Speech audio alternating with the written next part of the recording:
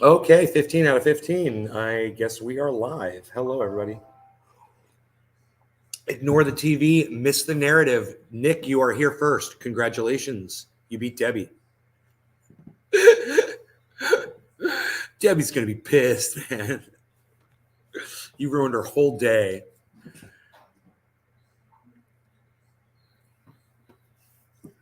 You're gonna feel like a bump on your knee that's bad. It's the brace that I put on him. And I told him to take it off by midday. The dings. You got the dings. Docky. J-Bone. Hey, what's up, buddy? I was just thinking about you yesterday, looking at those horrible purchases I made of crypto with you that day. Hey. Deb's going to be pissed, dude. She's not even here yet. Let's go ahead and refresh the chat so I can get a chat number. But I have said hello to all of you so far that I've seen. So J-Bone says Docky Hollandaise says J-Bone. Trendy Nick. Hey, Jay, Doc, and Trendy. You guys are all saying hey to each other. You guys know you can all talk to each other on Twitter. Two-Wheeled Scotsman. What's up, buddy? How's it going, man? Gordon, right? It's Gordon, right? Two-Wheeled Scotsman's Gordon. Let me know, man. Bronco, good morning, Bronco. Debbie, good morning. She's late, but she's here. Completely different market now to what it was when we made those trades. I don't care, bro. I'm still hanging on to them, bro. I hung on to both of those, man, and I'm just waiting. I'm just waiting still. It's been a year, bro. I'm still waiting. Yeah, it's Gordon. You never forget. Oh, good, man. It's Gordon. It's the first trendy. Gordon is the first trendy, guys. The very first trendy from Trendy As Dabbers. He's always secured that. Trendy Nay reporting in. I love it. That's it.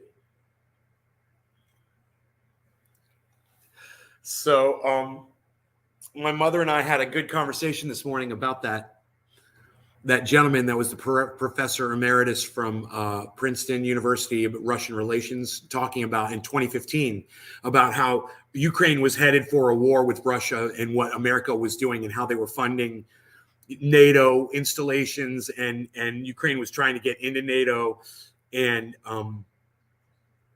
enticing, basically just poking the stick at Russia. And I've made some progress with my mom this morning, finally, a little bit of progress, which was good. It was really good, man. She's like, this just gets me upset. I'm like, you know what gets you more upset? Is thinking that all of these poor, innocent people in Ukraine, like they've got no hand in this or that America has no hand in this. And they want to turn you 100% against Russia and not tell you that this was partly America's fault too and Ukraine's fault too. And, it's violent and it sucks. But I told her America does the same thing. We go around the world and we murder people every day with our drones and our rockets and our bombs. I said, look at Yemen. Look at what we've done in Afghanistan and Syria. This is what we do, and just the fact that we're covering the hell out of Ukraine doesn't mean that we haven't been guilty of the exact same things in other countries, but it's funny that people get so mad at Russia for doing the exact same thing. But when America does it, they won't even watch the news. They don't even know what's going on. They hear the narrative, but they don't watch the real news. They don't see what's actually going on. And unfortunately, when you watch TV, you only get the narrative. You only get what Joe Biden and Kamala Harris want you to hear. That's it. Nothing else. You're not getting any kind of bias. You're not getting any kind of a different perspective. You're just getting narrative, 100% pure narrative. This is what they want you to think. This is what they want you to know. My mom's like, well, what about these reporters? They go out in these countries and they see the dead. And I'm like, do you know who killed those people? She's like, well, the Russians did. I was like, how do you know it wasn't the Nazi Ukrainians, the Azovs? She's like, Nazis. I'm like, there's Nazis. There's like 5% of them. She doesn't know any of this. So it's just important, I believe, that you get all of the information. Have this building BIOS that has like over 100 pounds of inside it. Besides that, how are you doing? Yeah, Zach Zank, what's up? We don't call it pot here because pot is a disparaging negative word. Like when you go to the bathroom, they call the toilet the pot. So if you're smoking pot, that's basically something you sit on and you shit into it. So we call it cannabis only on the show. Just so you know, Zach, you can join us and call it cannabis too. We love it. That's why we use a term of endearment for it instead of a negative term like weed or dope or marijuana, which is racist and a made up bullshit word. So we call it cannabis. I hope that explains a lot to you. But welcome to the show, Zach. Join us. Yeah, join the enlightened bunch. You'll always have that title. Yeah, the very first trendy, bro. You will. You are the first trendy, bro. So as you guys can see, I got this bong sitting here. It's pretty clean. I went over to my friends last night, and me and my buddy Billy and my other friend, and we got high and we had fun. We talked, but something happened to my buddy last night. I want to talk to you guys about that. A little anecdotal story. We'll get into that in a minute. My buddy Billy. I love when you educate people on the reason it's cannabis. It doesn't help me anymore. It's my trade, man. I've done a lot of work with. It doesn't help me anymore. It's my trade, man. If it's your trade, then it seems like it does help you. It's making you money, right? Well, then you should love it for that. If it's your trade, I don't know. I don't understand what you're saying there. The first trendy, now that's a title. It is. And he comes back to the show. You think about that. He was the first one, and he still comes back to say hello. Even though he's got his own thing going on, he's trying to live over there. Trying to get through life is the way all day with Trendy Nate. Thanks, Seymour. All right, so I got this blueberry. I brought over that OG Kush. I smoked it with my friends. I got them really high. We had a lot of fun. I took a couple of pictures. I'll show you of us hanging out last night. Carol, good morning. Fucking legend right there at Two Wheeled Scotsman. Yup. Hey. Bossing life there. I miss OG Kush. Well, right now I'm going to hit a little blueberry just to get started. And I don't know. Actually, I'm thinking about putting a little dab on top and being special. Lee Spanner. What's up, Lee? From Twitch. Hey, I haven't seen you. It's Pee Wee Lee. Pee Wee Lee, what's up, buddy? Got some OG Kush ATM at the moment. Tropicana cookies, live rosin. Ooh, hoo. Ooh, hoo, hoo, hoo, ha, hoo, hoo. Wow. All right, so we're just going to take a little bit of this, right? I'm going to do this a special way.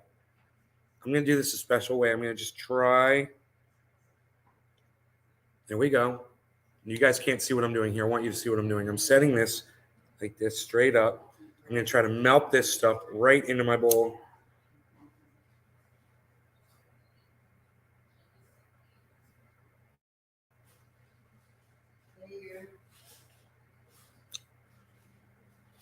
It's perfect. I just did the perfect drop. Look at this. Look at that button. And look at the button on top of that. Wonder Twin powers activated. Zan, form of a glass bong.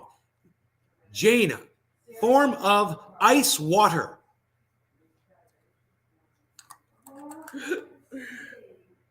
Whatever.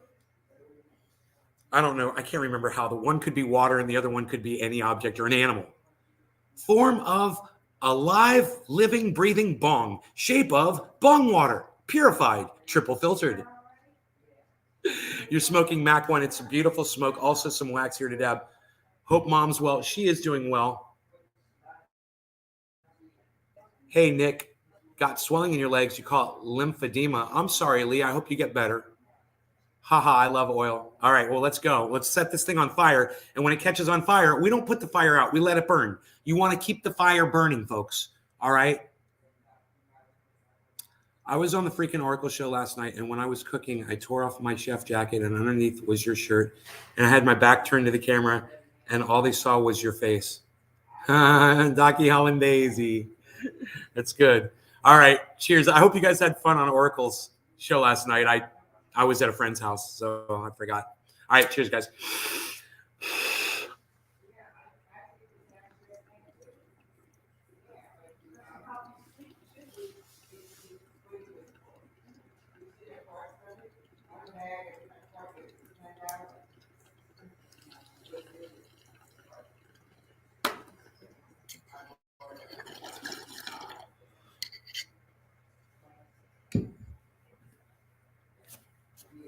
Big bong rip. Have I gone to Disney? Yeah, I grew up in Florida. I was there when I was a kid.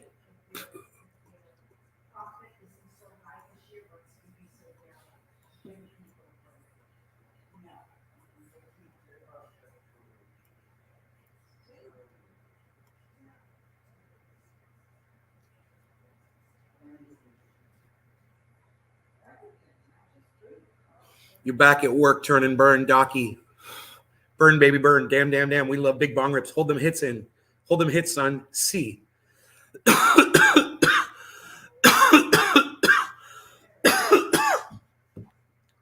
That was tasty flavors. And a little bit of a sweat. Among other things. When your whole metabolism kicks in after a dab and you're like, thanks, Mom. Nice. A little citrus in the morning.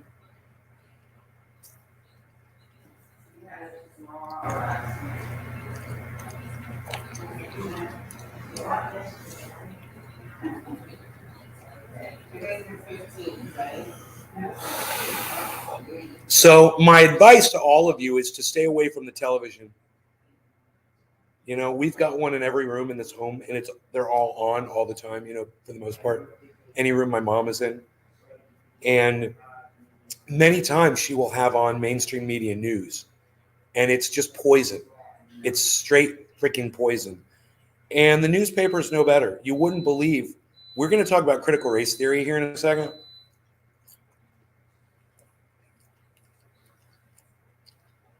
The term shouldn't exist. It's not a theory, all right? We did some bad shit, and it's not a theory. So whoever came up with the term critical race theory is an idiot, and that was stupid of you to do that. Okay, you're an idiot. It's not a theory. It's called history, okay? These are documented historic events, and we murdered millions and millions of people. We enslaved millions of people, and we murdered millions of people. That's not a theory, okay? It's what we did. And for some reason, America has a hard time admitting when they have any, you know, fault or any sort of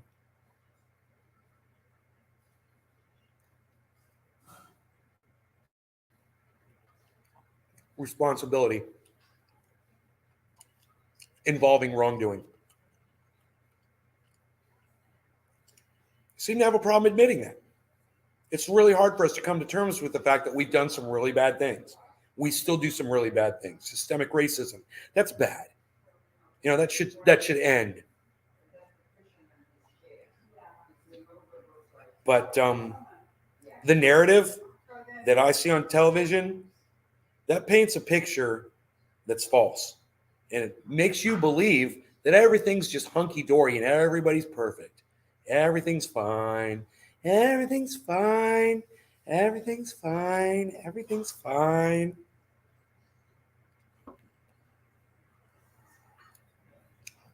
Get on YouTube. Go watch some podcasters. Get on Twitter. Click on some video links. Go watch some seminars and some some speeches and some events. And keep it real with yourselves. Because that picture that they're painting for you, that's a fantasy land.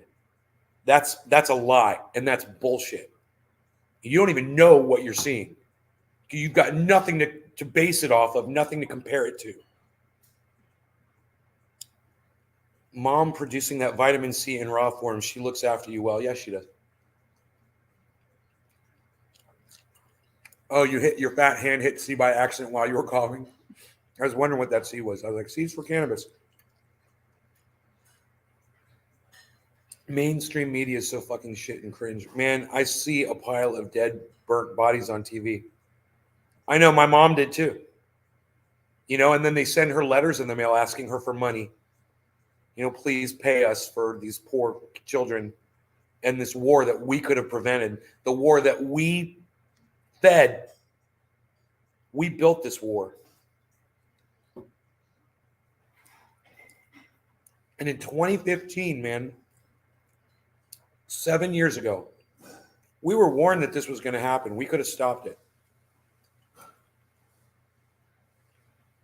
But this man was ignored. Now you've seen it. Now I've shown you the video and you've heard him speak.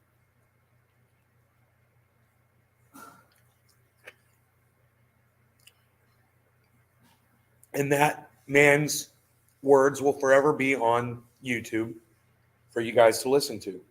And you'll always know the truth. That back in 2015, more than one person saw this coming, warned the world.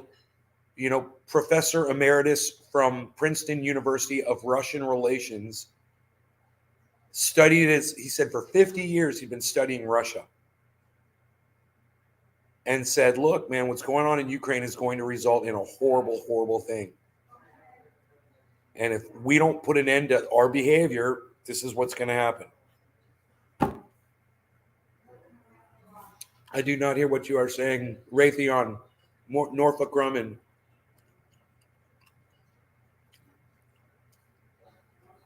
Martin.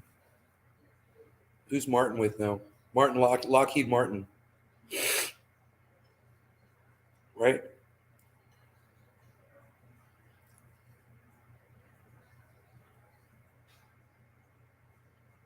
I think it's so important that you guys hear this guy speak. It's so important, man.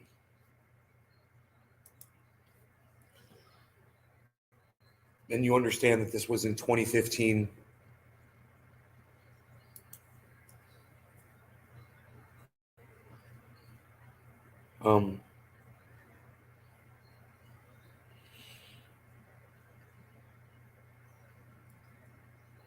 The deeper reason for current world events. Let's listen to that from Lee Camp.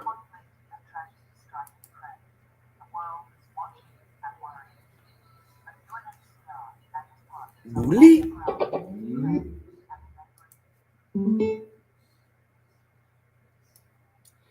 Hey folks, what's up? I got a hell of a show for you. Hell of a moment of clarity for you today. Show. Sorry, still setting some things up. Thanks for joining me. Please take a second to share this, let people know. As you I'm going to speed him up. Recall, I am in many ways the most censored comedian in America right now. TV show canceled, 8 years of episodes banned on YouTube globally. Podcast Moment of Clarity deleted from Spotify, but I'm gonna keep fighting if you will. So join me on patreon.com/LeeCamp. And let's see, we're going live on Rockfin as well. Please click subscribe on YouTube and all that shit, but the bell when you hit subscribe. And it's like, I know, yes, YouTube can delete me tomorrow. They very well might. This is my other channel. The Reactions Night channel is already banned globally, but this one continues on. Or you might be watching me on Rockfin, where hopefully I don't see them banning me anytime soon. But I'm gonna help you for you. However, and let me just, this is what I'll lead with. This is how we know that my stuff and a lot of the great content that you've been probably learning from, gaining from on Ukraine and what's going on in Ukraine, it could be banned from YouTube very soon. Google just wrote this, and I'm sorry I can't put it up on the screen. I don't have it. Did you guys remember? This is I bet you he's going to talk about the email that I told you guys about a couple days ago that I got. It said any discussion, any disagreement with the narrative, if you condone the war, if you blah blah blah, if you blah blah blah, your content will be unmonetized on YouTube. Is that what he's about to say? On Google. Hey, Danny Anderson. Hey, Stephen Wyman. Good morning from Vermont. What's up, buddy? Philip Larson, I just left Ukraine for a week ago. Philip Larson. There at the moment. But they sent out an email saying, "Dear publisher," this is from so Google owns YouTube, most of you know. They said, "Dear publisher, due to the war in Ukraine, we will pause monetization of content that exploits, dismisses, or condones the war." Now, that may sound kind of positive. Oh, great. They're going to, all right, yeah, don't condone war. Cool. But what do they call condoning the war, right? Basically, if you don't give exactly the U.S. Western propaganda outlook of what's going on in Ukraine, then you are, quote unquote, condoning the war. Even though I've said a million times, I am anti-war. I'm anti the Russian invasion of Ukraine. I'm anti the expansion of NATO. I'm anti-Nazi. I'm anti all those things. This man speaks for me. Understand that's why we're listening to him. Because every time I listen to Lee Camp, I agree with everything he says. Now, when you watch my show, if you appreciate what I say, then you should definitely appreciate what he says, and you should enjoy getting high with me and watching and listening to what he has to say. Yeah, oh my goodness, you can be all those things at once. What? Who would have said that? Thank you, Bella, for the donation. Very kind of you. So to continue, they say, please note, we have already been enforcing on claims related to the war in Ukraine when they violated existing policies. Keep in mind, this is Google AdSense, which owns YouTube. They haven't banned anything that Fox News has ever done. Fox News has never put up a video. And I'm just throwing Fox News out there, obviously, also CNN, MSNBC, any of them. Never once has YouTube been like, yeah, Fox News, you put up racist content, we're going to demonetize it. No, Fox News is legit and excellent, according to YouTube. So is CNN, so is MSNBC.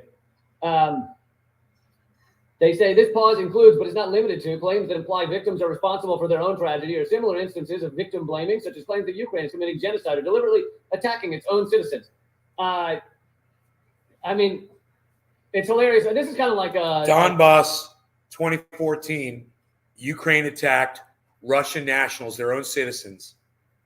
They shelled them, and over the years, Ukraine attacked their own citizens and has murdered 14,000 ethnic Russians. Let's see what Lee Camp has to say. A couple of years ago, the CEO of YouTube said they had decreased viewing of what do they call it? Extremist content, I believe, by 70%, which sounds great. Oh, great. They're not showing people Nazi videos anymore. Guess what? Extremist content, they consider this extremist content. They consider what you and I are doing right now extremist content. Basically, if you are questioning the bullshit coming out of our bullshit media machine, then you are somehow, condoning the war, which is hilarious because, on so many levels. But what do you think the U.S. government is doing right now? They're condoning the war because the U.S. government is sending weapons to create war, to continue the war. They are telling Zelensky not to go into the peace process and not to actually end the war. So they're condoning the war, right? That's actually condoning the war. Kind of hypocritical. Sending weapons to continue war. So infuriating. But anyway, that was a side note. And here's the thing: when they say demonetize, it's not just demonetize; it's also not showing videos to anybody. So yes, it sounds nice to say demonetize, but that's not what it's far beyond demonetizing. Anyway, so that's why I'm increasing my focus on patreon.com/LeeCamp. That way, if you're there, if you follow me there, hopefully they won't delete me, although I'll have more updates on that coming in the coming weeks. Anyway, what I really want to get to is I read this is one of the best analysis I've seen of the deeper issues that are going on with the war in Ukraine, with the war between U.S. and Russia. Ukraine is a proxy war, as most of you watching this already know. In fact, the Wall Street Journal just today came out with an article where the headline was, "Why is Ukraine's military doing so well? NATO training." Well, okay, if the U.S. essentially runs NATO, which we know it does, and NATO trained the Ukrainian military, then doesn't that give credence to the fact that this is a proxy war between U.S. and Russia and that NATO was in Ukraine? I mean, Wall Street Journal just yelling it. It's definitely adds to it. Ukrainian military is NATO. It's not the linchpin. Armaments and weapons sent to them. But it's definitely a good point. But actually, before I Cheers. get to, I just told you I'm going to get to the deeper understanding of what is going on here globally with the war in Ukraine is just a tiny piece of a much larger puzzle, which I'm going to get to. It has some reference to what videos I've already done on the central banking system, the petrodollar, but it kind of reveals the whole chessboard in maybe a larger way than even just talking about the central banking. But before we even get to that, speaking of NATO and the U.S. training and running this war in Ukraine as a proxy war against Russia. This video, this is pretty mind-blowing. This is a French journalist, and it's in French with subtitles. But I have sent it to a friend of mine who speaks French, and she verified that it is a correct translation. Because I was worried that when you see a video where you see subtitles and it's like, let's say a Ukrainian soldier saying something, and underneath it says, "We're crazy and we like to eat babies," or a Russian soldier, and the subtitles say like, "Oh my goodness, I love shooting kittens," or whatever. I always wonder, like, how do we know the subtitles are accurate? Like, it's one thing if you see a video where you see the person saying the words, but who subtitled this? So I did send this to someone who actually speaks Google Translate French and verified that these subtitles are correct. So let's watch this video of a French journalist speaking about the war in Ukraine. Et j'ai accompagné des volontaires français. Vous savez, il y a eu un appel au début du président Zelensky qui a demandé à des volontaires internationaux qui souhaitaient, qui avaient des expériences de combat. Et donc j'ai accompagné 3 Français, dont un qui a déjà été militaire avant, et 2 qui avaient combattu ensemble au Rojava contre les Kurdes, contre Daesh. Donc des gens qui avaient des expériences militaires. J'ai passé plusieurs jours avec eux, et j'ai eu la surprise, et eux aussi, de découvrir in fine que pour pouvoir aller dans l'armée ukrainienne, eh bien, c'est les Américains qui sont à la manœuvre. C'est-à-dire que nous, on a failli se faire arrêter. On a été confronté à un Américain qui veut nous dire « Ici, c'est moi qui commande, c'est pas les Ukrainiens ». Dude, what that guy just said is insane. So he said these 3 Frenchmen came over to Ukraine to fight for the Ukrainian army against Russia. And they were confronted by the CO was an American. And he says, Americans are determining who gets to go in to the military in Ukraine. Qui commande, c'est moi qui commande. Je parle de la formation et de l'enrôlement dans l'armée ukrainienne de volontaires internationaux. Voilà. Le type a même donné son nom. C'est un ancien de la guerre d'Irak. J'ai fait mes vérifications. C'est un reportage que l'on peut retrouver dans le Figaro Magazine de cette semaine. J'ai été extrêmement surpris de la violence des propos de cet Américain, du fait qu'il nous a pris pour des volontaires au début, quand il a vu qu'on était des journalistes, il nous a dit dégager, après il était un peu plus... mais en l'occurrence, c'est moi qui commande, vous enlevez les puces de vos portables, surtout les puces internationaux, on vous donnera d'autres puces, etc. Et ensuite, on signe un contrat jusqu'à la fin de la guerre. Et qui est à la manœuvre? Eh bien, ce sont les Américains. Je l'ai vu de mes yeux vus. C'est pas, alors, ce n'est pas l'armée américaine officiellement, évidemment, vous comprenez, on va pas le dire. Mais en l'occurrence, c'est quand même quelque chose c'est quand même assez significatif. On sait que là, hier, ils ont envoyé une centaine de nouvelles armes qui s'appellent des Switchblade. On est des sortes de drones qu'on envoie par mortier et ensuite on peut téléguider des nouvelles armes. Mortar-fired drones? Donc ils ont quand même opéré par rapport à ce que dit. Are you guys reading that? Moi j'ai eu l'impression un petit peu quelque part que cette guerre, au-delà de l'aspect romantique, moi j'ai l'impression d'être avec les brigades internationales et in fine je me retrouve avec le Pentagone. The Pentagon. Dude, that's freaking crazy. So that is pretty incredible. This is a French journalist going to Ukraine as a journalist and finding that Americans are in charge of accepting people into the country, accepting and controlling journalists. And he said it was not officially American military, but that the person claiming to be in charge was clearly former American military because he was a veteran of Iraq. And it's a lot of information. Like the French, right? French media is not told to give that standpoint, right? That's the turd in the punch bowl because the French are aligning with the U.S. in this whole thing. Now they've clearly been forced into that. So basically, what's up is we're at war. We've got soldiers fighting in this war. You know, America it's not just a proxy war anymore. We're literally there. Our soldiers are there. French and the Germans wanted to try and keep some sort of cooperation with Russia, but have not been allowed to, thanks to U.S. pressure. We're going to get more into that in a second. But the video is pretty amazing because he says quite clearly, you know, I was kind of shocked to see that it is the Americans in charge of it. And then he talks about how the U.S. had just sent Switchblade drones to Ukraine. But that is a tiny amount of what the U.S. is sending to Ukraine. Hundreds of millions of dollars Biden and Congress have allotted to sending weaponry and other kinds of aid to Ukraine to keep this war going and make sure it keeps going. Because the U.S. does not want this to end. They do not want any sort of peace agreement. They want to, what's the expression people have been passing around? They want to fight Russia to the last Ukrainian. And that's what this is. It is, let's fight Russia endlessly until we've killed every Ukrainian. I mean, it truly is repulsive. I mean, honestly, it's tough to even sum up the horror of what's going on over there. And as I've said, you don't have to believe the reports, many of which are later debunked, or maybe all of which are later debunked, that Russia is aiming at civilians, to know that war kills a lot of innocent civilians. And people don't just die from the bombs. Innocent civilians don't just die from bombs. They die from not being able to get medical care, from not being able to get food or clean water. They die for a lot of reasons. War destroys societies and destroys lives. And the U.S. wants to keep this one going as long as possible. And they want people waving a big Ukrainian flag to keep this war going and make sure there is no process. It truly is mind-blowing. So on that front, with that understanding, let's get to, this is a damn good analysis written by Michael Hudson and reprinted at Popular Resistance. 1 second here.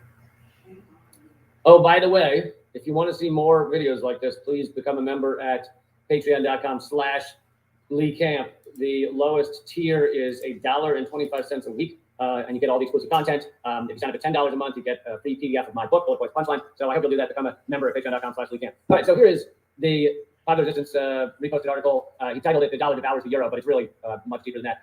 So I want to dig into some of this because I think it is really an impressive analysis. So he says, it's not clear that today's escalation of the new Cold War was planned over a year ago with serious strategy associated with America's plan to block Nord Stream 2 as part of the aim of blocking Western Europe and NATO from seeking prosperity by mutual trade and investment with China and Russia. So do you remember when we talked about Ted Cruz on here and that Nord Stream 2 pipeline and him blocking those? Do you remember that? And I said, Ted Cruz, I don't appreciate what he's doing. You know, he's trying to block that pipeline. And I said, if Russia wants energy and they want to do business with Germany, I said, who the fuck are we to block that Nord Stream 2 pipeline? Remember, we talked about this before that Ukrainian war thing started. You guys remember? We talked about it on the show. And what I'd said about Ted Cruz was it's interesting to see a politician, though, using his power to get his words out there, unlike, you know, where you see like the Squad, they'll get on Twitter and tweet shit. Ted Cruz is actually holding up legislation, you know, like force the vote would have been great. It's the Squad, you know, stuff like that. You know, use your power. You know, you become a one-term politician like AOC said she would do to pass important legislation. Whatever. Didn't happen. Not going to happen. So Nord Stream 2, many of you may already know, giant pipeline, massive pipeline that had already been constructed between Russia and Germany. And Europe gets 40% of their oil, their gas from Russia. Now they're trying urgently to undo that, thanks to what's going on right now. But it doesn't, you know, it's not changing tomorrow. And Russia has just demanded that they pay in rubles, which has helped the price of the ruble.